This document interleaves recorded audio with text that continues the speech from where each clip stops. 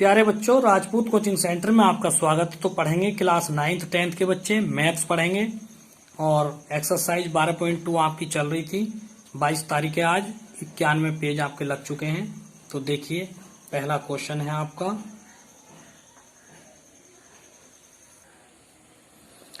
दसवां क्वेश्चन है आपका।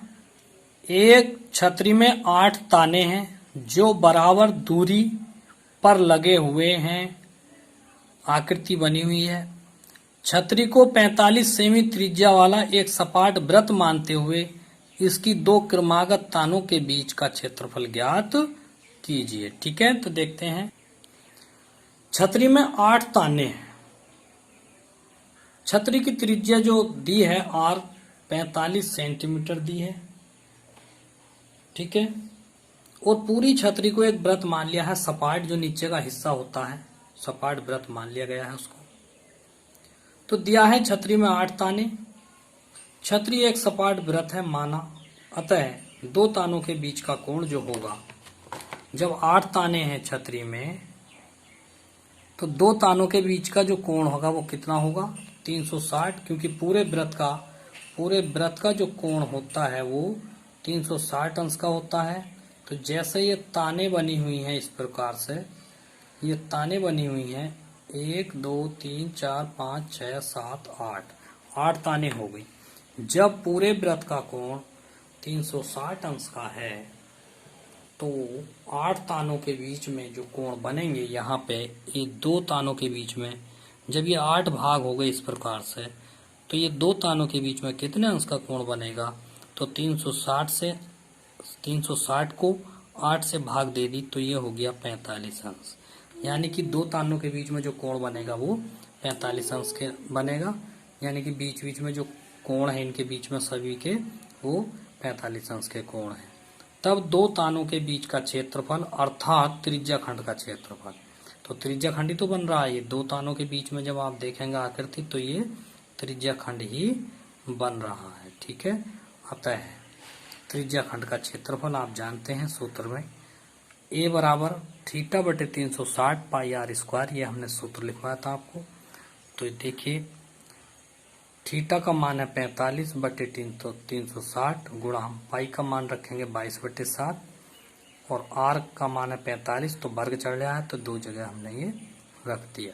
45 से 360 8 बार कटेगा, तो ये बराबर हो गया 1 बटे 8 गुणा 22 बटे 7 गुणा 45 गुणा 45। 2 से काटेंगे 8 को, 2 चौक 8, फिर 2 से काटेंगे 22 को, 2 1 2, तो ये आ गया 11 गुणा 45 बटे 28।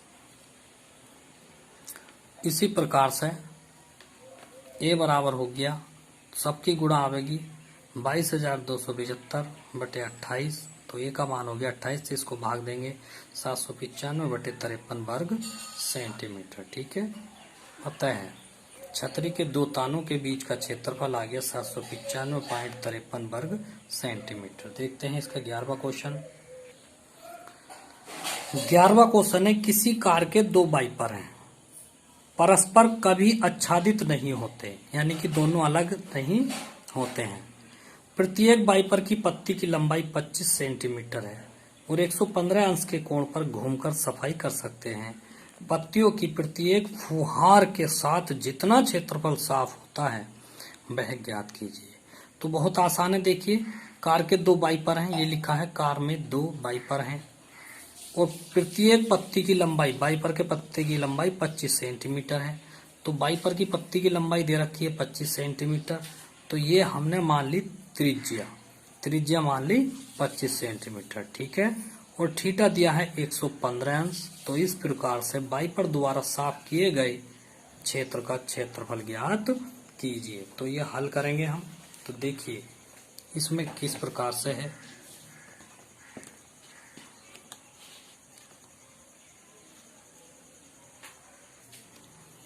वाइपर द्वारा साफ किए गए क्षेत्र का क्षेत्रफल, वही त्रिज्याखंड बना रहे हैं। देखिए वाइपर है, मैं घुमा रहा हूं थोड़ा सा। कार का वाइपर जब चलता है तो ऐसे चलता है, जब शीशे का जो साफ करता है ये ऐसे चलता है, तो एक वाइपर यहां से ऐसे घूमता है, दोनों वाइपर इस प्रकार से। तो ऐसे ऐसे घूमता, पानी को साफ करता। तो देखिए त्रिज्या खंड ही बन रहा है, ये त्रिज्या खंड बन रहा है ये इस प्रकार से। तो त्रिज्या खंड का क्षेत्रफल निकाल लेंगे और कोण 115 दिया ही है। ठीक है, तो सूत्र लगाएंगे थीटा बटे 360 पाई आर स्क्वायर। इस प्रकार से इसको हल करेंगे। तो देखिए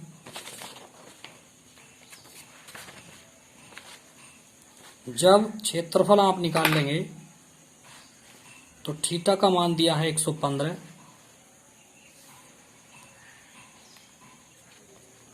तो क्षेत्रफल को ऐसे प्रदर्शित करते हैं। तो इसका मान दिया है 115 अंश और ये है 360 पाई आर स्क्वायर।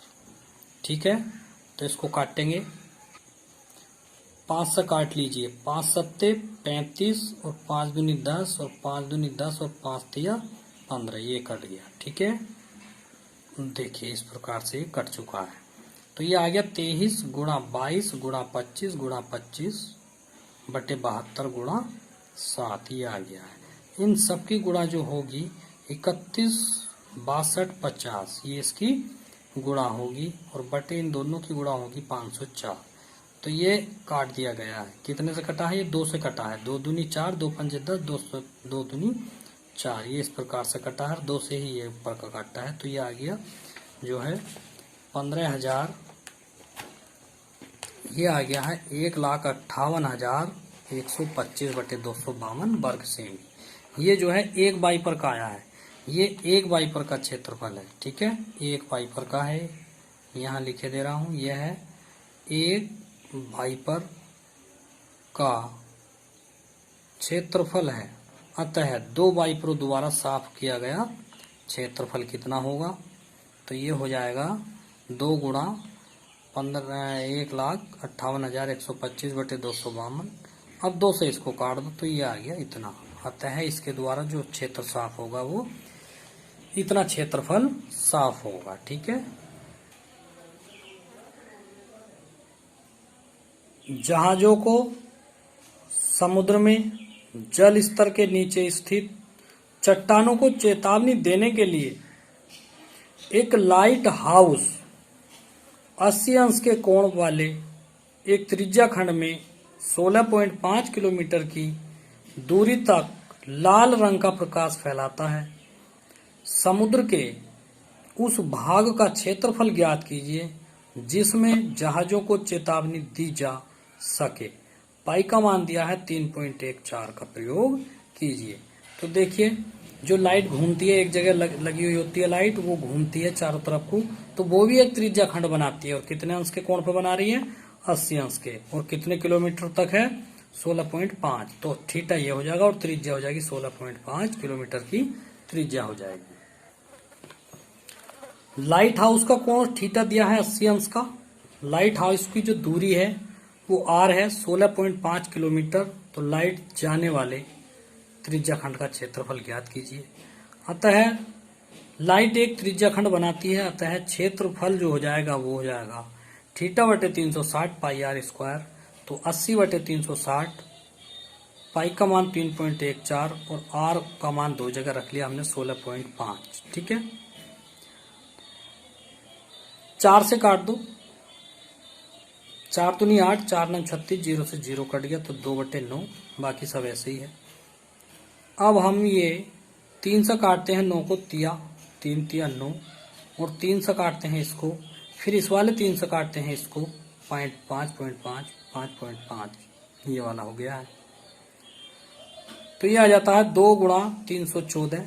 तो 314 कैसे आया है? इसके बटे में 100 करके पॉइंट उड़ा दिया है 2 से पहले का।